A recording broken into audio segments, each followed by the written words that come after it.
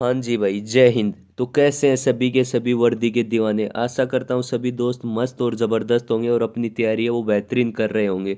मेरे भाई, इस बार इंडियन एयरफोर्स में जो वर्दी के दीवाने हैं, या फिर ये मान लीजिए जो यूपी राजस्थान हरियाणा वाले स्टेट के कैंडिडेट हैं, उनके लिए सिलेक्शन लेना है वो काफ़ी ज़्यादा डिफ़िकल्ट है, वो इस बार होने वाला है। साथ ही में जो भी फेज़ 2 में जो स्टेज होते थे उनमें बहुत सारी चीज़ें हैं वो नई ऐड ऑन कर दी गई है। और बहुत सारे मेजर चेंजेज हैं वो इस बार इस भर्ती में आपको देखने को मिलेंगे। तो जो सिलेक्शन की राह एकदम आसान होती थी, या फिर अच्छे तरीके से अपन इजीली सिलेक्शन इंडियन एयरफोर्स के अंदर ले पाते थे, वो इस बार कहीं ना कहीं थोड़ा डिफिकल्ट होने वाला है। उनमें क्या कुछ मेजर चेंजेस किए गए हैं। नंबर ऑफ वैकेंसीज आपके जो 01 26 वाला आपका इंटेक है, उसमें जो आपके मेजर चेंजेज है वो क्या कुछ किए गए हैं, ये सारी चीज़ें मैं आपको बताने वाला हूँ। एग्ज़ाम डेट है वो कब होने वाली है, कितनी नंबर ऑफ वैकेंसीज हैं वो फाइनली इसमें आने वाली है, और कब से कब आपके फॉर्म है वो भरे जाने हैं। क्योंकि मेरे भाई, इन चीज़ों का आपको ध्यान देना वो अभी मैंडेटरी है, क्योंकि अभी आपके फॉर्म स्टार्ट होने में टाइम है। तो जो मैंडेटरी डॉक्यूमेंट्स हैं वो आप अभी से बनवा लीजिए। तो इस वीडियो को देखने के बाद में आपके ऑलमोस्ट वो सारे डाउट दूर हो जाएंगे कि इस बार भाई कौन से डॉक्यूमेंट्स हैं वो नए चाहिए, और कौन से मेजर परिवर्तन है या फिर मेजर डिफरेंस है वो इस वैकेंसीज में आपको देखने को मिलेंगे एज कंपैरिजन जो पिछले वाली वैकेंसीज आपकी गई हैं। और इस बार वाले फेज़ 2 का रिजल्ट है वो कब तक आ सकता है, मतलब फेज़ 2 वो कब तक कंडक्ट हो सकता है, ऑलमोस्ट सारे डाउट है वो इस वीडियो के बाद में आपके दूर होने वाले हैं। तो सबसे पहले मैं बता देता हूँ कि भाई, आपके ये मान लीजिए पिछले वाली वैकेंसीज का रिजल्ट भी नहीं आया, इससे पहले इंडियन एयरफोर्स ने अपनी न्यू वैकेंसीज हैं वो रिलीज़ कर दी है। इससे ज़्यादा अच्छी बात ही या फिर इससे ज़्यादा खुशी वाली बात जो कैंडिडेट स्पेशली इंडियन एयरफोर्स की तैयारी कर रहे हैं उनके लिए क्या होने वाली है मेरे भाई। तो इसमें आप देख सकते हैं जो ऑनलाइन रजिस्ट्रेशन है वो आपके स्टार्ट होने वाले हैं 7 जनवरी से 27 जनवरी तक आपके फॉरम है वो चलने वाले हैं। मतलब 7 जनवरी को आपके फॉरम है वो भरना स्टार्ट हो जाएंगे, और 27 जनवरी है वो इसकी एंडिंग डेट रखी गई है आपके फॉर्म भरने की। बात करते हैं इसके ऑनलाइन एग्ज़ाम डेट्स, मतलब आपकी जो जो सीबीटी होने वाली है या फिर कंप्यूटर बेस्ड एग्ज़ाम होने वाली है वो कब होगी। वो मेरे भाई इसमें 22 मार्च है, वो डेट दे दी गई है। या फिर हो सकता है ये टेंटेटिव है, इसमें कुछ आगे पीछे हो जाए, बट अभी तक उन्होंने ऑफिशियली जो डेट दी है 22 मार्च से आपकी एग्ज़ाम है वो स्टार्ट हो जाएंगे मेरे भाई। तो आप देख सकते हैं फॉर्म भरने से लेके आपको तकरीबन फॉर्म भरने के बाद 2 महीने का टाइम है वो मिलने वाला है। अभी से अपन बात करें तो आपके पास लगभग 3 महीने का टाइम बचा हुआ है आपके एग्ज़ाम में। तो अभी से आपको किस प्रकार से अच्छी स्ट्रेटेजी के साथ सिलेक्शन लेना है, फिर किन चीज़ों का आपको ध्यान में रखना है, उन चीज़ों की अपन बातें करेंगे कि नेक्स्ट वीडियो में। बाकी इसमें अपन बात करते हैं जो मेजर चेंजेज हुए हैं फिजिकल में, क्या हुआ जीडीएसआरटी के अंदर, क्या चीज़ें एड ऑन हुई हैं, और स्पेशली जो आपकी कट ऑफ बनने वाली है, जो आपकी मेरिट लिस्ट डिसाइड होगी वो किस बेसिस पर होगी। क्योंकि पहले क्या होता था, इंडियन एयरफोर्स के अंदर जो कट ऑफ बनती थी या फिर जो मेरिट बनती थी वो बनती थी ऑल इंडिया लेवल की। ऑल इंडिया लेवल के ऊपर आपको कट ऑफ देखने को मिलती थी। मतलब आप चाहे किसी भी स्टेट से हो, आपकी कट ऑफ थी वो अलग अलग नहीं जाती थी, मतलब सेम कट ऑफ सभी के लिए रहती थी। बट इस बार नया फंडा कर दिया गया है, वो मैं आपको रीड करवाने वाला हूँ, डोमिसाइल वाला। तो इस बार जो आपकी कट ऑफ जाने वाली है वो स्टेट वाइज जाने वाली है। मतलब इसमें जो कट ऑफ है, कट ऑफ के लिए जो आपका डोमिसाइल है वो मैंडेटरी किया गया है। इससे पहले इंडियन नेवी में ऐसा होता था कि वो डोमिसाइल वगैरह मांगते थे, और जिससे आपकी कट ऑफ थी वो आपके स्टेट वाइज जाती थी। तो इस बार जो नेवी वाला प्रोसीजर है वो इंडियन एयरफोर्स में अपनाया जा रहा है, या फिर इंडियन एयरफोर्स है वो अपनाने वाली है। तो इसमें आप देख सकते हैं कि आपके जो मेन डोमिसाइल है, स्पेशली जो इंडियन एयरफोर्स के अंदर जब भर्ती होती है या फिर ट्रेनिंग सेंटर के अंदर आप जाओगे, तो अभी तक जो दोस्त गए हैं या फिर इस वाले बैच में जिसका रिजल्ट पेंडिंग में उसमें जाएंगे, तो वो देखेंगे कि मैक्सिमम जो कैंडिडेट होते थे वो राजस्थान, यूपी और हरियाणा, मतलब इन 3 डिस्ट्रिक्ट के, सॉरी 3 स्टेट के ही कैंडिडेट हैं, वो आपको मैक्सिमम देखने को मिलते थे। तो यही चीज़ें, मतलब हर स्टेट वाइज वैकेंसीज निकालने का पर्पज़ यही था कि ऑलमोस्ट पूरे इंडिया से या फिर पूरे भारत से कैंडिडेट हैं वो सेंटर में, या फिर ये मान लीजिए एयरफोर्स या फिर जो भी सिलेक्शन सेंटर है उसके अंदर आ पाए। बाकी वन एक से कॉमन कट ऑफ बनने से मेजर जो स्टेट थे उनके मैक्सिमम कैंडिडेट थे उसमें अपीयर हो जाते थे।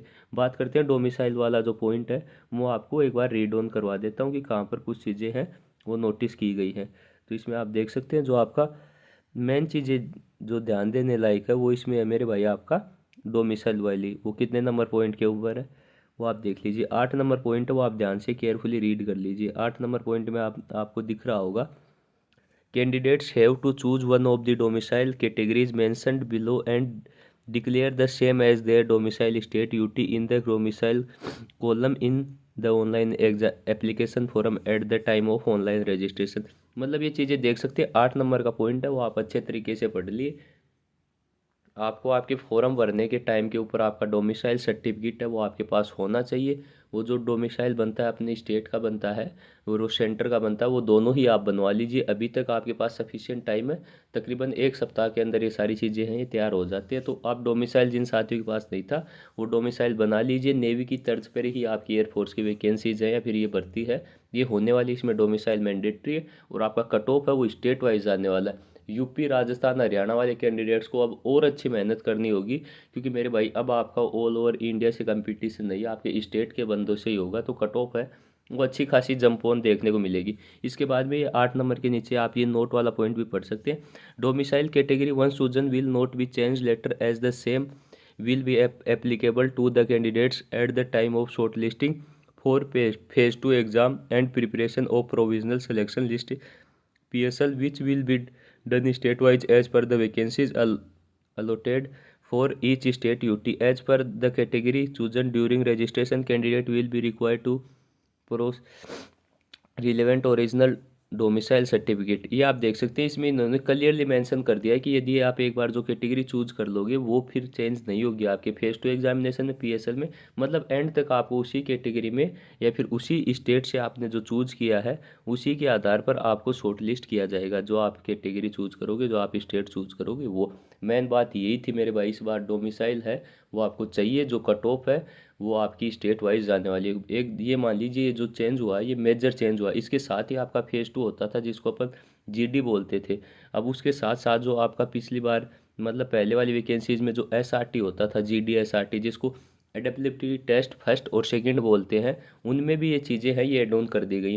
पहले आपका SRT होता था जिसमें आपको 45 क्वेश्चन है वो देखने को मिलते हैं मेरे भाई। इसके साथ ही मैं आपको बता देता हूँ, आपको डिफेंस के रिगार्डिंग नेवी की बात करें, एयरफोर्स की बात करें या फिर अदर कोई भी कम्पिटिटिव एग्जाम हो, कोस्ट गार्ड एंडी, इसके रिगार्डिंग ऑलमोस्ट कोई भी डाउट हो आपके पेपर के रिगार्डिंग हो, चाहे फिजिकल के रिगार्डिंग हो, चाहे मेडिकल के रिगार्डिंग हो, चाहे किसी भी स्टेज के रिगार्डिंग हो, तो आप बिल्कुल कमेंट बॉक्स में आस्क कर सकते हैं। पर्सनली नंबर आपको वीडियो के डिस्क्रिप्शन बॉक्स में दिए हुए हैं। जो जर्नी रही है या फिर जो भी चीज़ें रही हैं आपके लिए कुछ हेल्पफुल हो तो आपके जो भी डाउट हो वो और आप पूछ सकते हैं।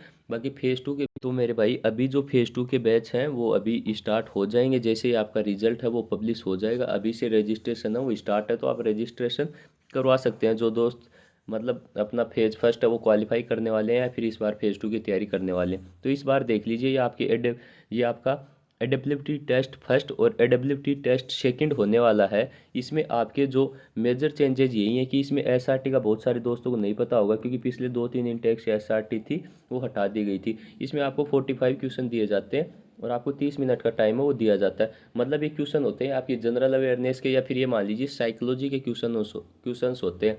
बाकी इसके बारे में अच्छे तरीके से जो दोस्त हमारे साथ ऑफलाइन जुड़ते हैं उनको पता है, फिर उनको अच्छे तरीके से बता दिया जाएगा। बाकी SRT कैसे होती है, किस प्रकार के क्वेश्चंस आते हैं, यदि आपके कमेंट बॉक्स में रेस्पॉन्स आते हैं तो ये सारी चीज़ें हैं। मैं SRT की एक क्लास मान लीजिए या फिर किस प्रकार के क्वेश्चंस आते हैं और किस प्रकार से इनको हैंडल करना होता है। और क्या बहुत सारे दोस्त हैं वो SRT में भी बाहर होते हैं। बिल्कुल भाई, SRT में बहुत सारे दोस्त हैं वो बाहर होते हैं। तो ये कौन सी क्या चीज़ें होती है, ये सारी चीज़ें एक सेपरेट वीडियो में आपके साथ है वो एक्सप्लेन कर दी जाएंगी। तो आप कमेंट बॉक्स में कमेंट कर दीजिए आपको जो भी चीज़ का डाउट हो, जो पूछना चाहते हो।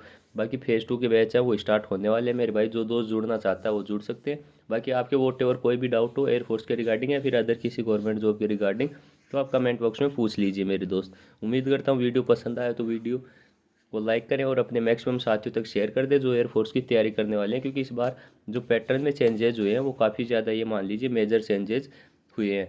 बाकी आपको इस प्रकार से डिफेंस की कोई भी इन्फॉर्मेशन चाहिए तो चैनल सब्सक्राइब कर लीजिए और बेल आइकन प्रेस कर लीजिए ताकि आने वाले वीडियोज़ का नोटिफिकेशन हो आपको सबसे पहले मिलता रहे मेरे दोस्त। जय हिंद, जय भारत, वंदे मातरम।